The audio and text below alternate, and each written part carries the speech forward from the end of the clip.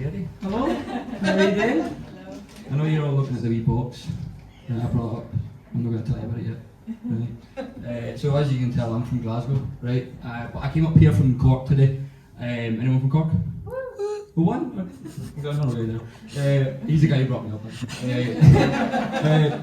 But I came up from Cork, and I've never really noticed how many fucking castles are in Ireland, right?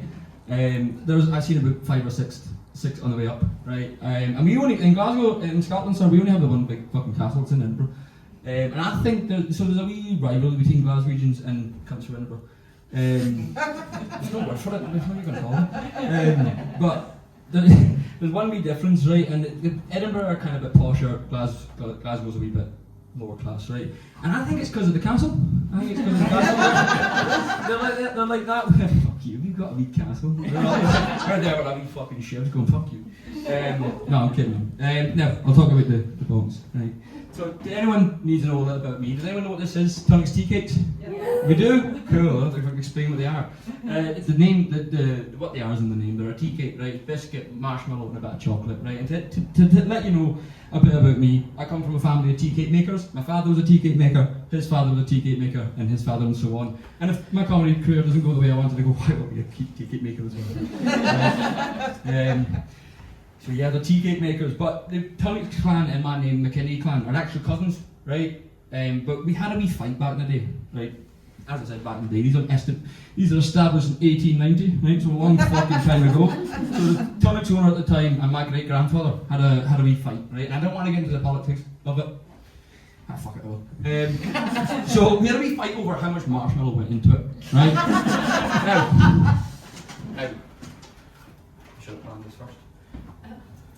2 fucking seconds, man. Right.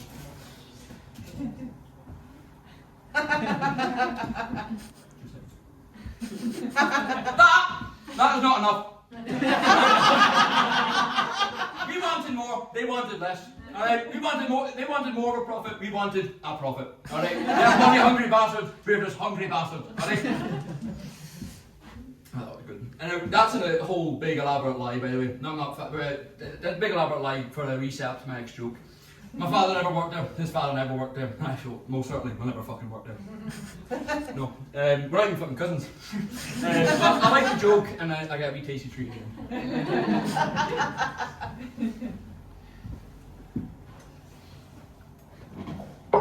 Now. Sorry, I should have fucking planned this before.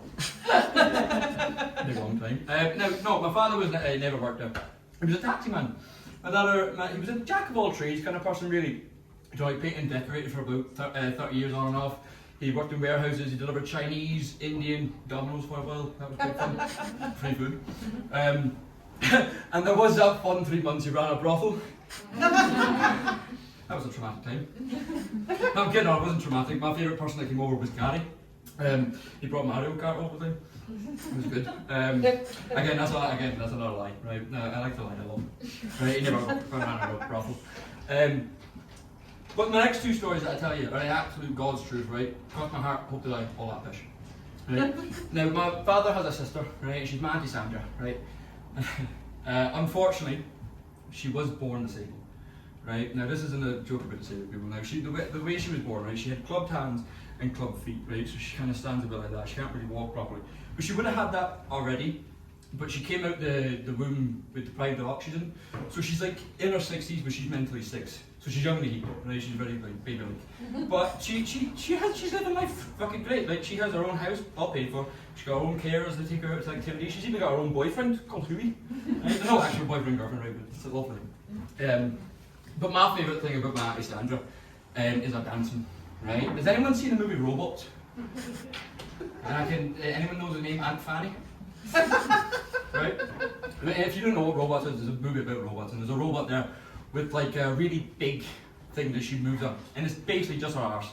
Right? And that's how I fucking explain my Aunt Sandra. She's just got one big fucking arse, right? But she's out there on the dance floor, right? She goes out dancing, she's there with her walking frame, shaking her booty like that, right? And she to her heart content, right? Till the fucking sun comes down, she's like, Huey, come on, let's fucking go, right? And I go out dancing myself, right? You never see me out dancing, you go, I wonder where he got his dance room for. Fucking wonder no more. There again. And I'll tell you another story, right? My father's got a mother, I presume, like everyone else, I presume. You need to be careful with Twitter. Yeah, thank you. You like that one, yeah. Now my father has a mother, and my grandmother, she was a big drinker, right? And I was a big drinker. Right? Her drink of choice was whiskey, right? She used to have it in this little mug, little red mug all day to hide it as tea. Right? She used to hide it in tea, but she used to sit down and watch her telly with a big red mug, and she'd always have a wee Tunnock tea cake next to her. Right? But yeah, but unfortunately, right, my grandmother passed away about 2 years ago, right? And I didn't really know much about it. And my cousin came round and told me what happened and everything like that. And he told me this in a sad way, like I think you would, your gran died, but I found it fucking hilarious, right? So he told me how my grandmother died. She came over to my house, next day after it, and he was like, so Mark, she'd been locked up for 6 or 7 weeks, and my first thought is, she must have looked like an 80-year-old pregnant woman, right? In a fucking shite. And so he told me that, and he said yeah, she had to go get this procedure done, and when she had the procedure done, 2 hours later, she passed away. Right? And then my immediate thought was, well, that's a bit shit. And his immediate response, he said, Mark, it's been half a day. What's wrong with you? And I go, it's funny. Do you know what I mean? She shot herself to death. Right? Woman couldn't literally handle her shit. Yeah. And now we're 2 years on, right? And my cousin who told me this is posting about it on Facebook. Right? Now, if you do post about evidence to yourself, shame on you. Right? Let them rest in peace. The fucking deep. Right? But he's posting about it on Facebook going, oh Gran, I miss you so much, gone but never forgotten. And I'm thinking, aye, because she's on her iPad up fucking stairs going, oh grandson, I miss you so much. No, she was an alcoholic, she's dead, she's upstairs in the pub with her pals having fun. Thank you.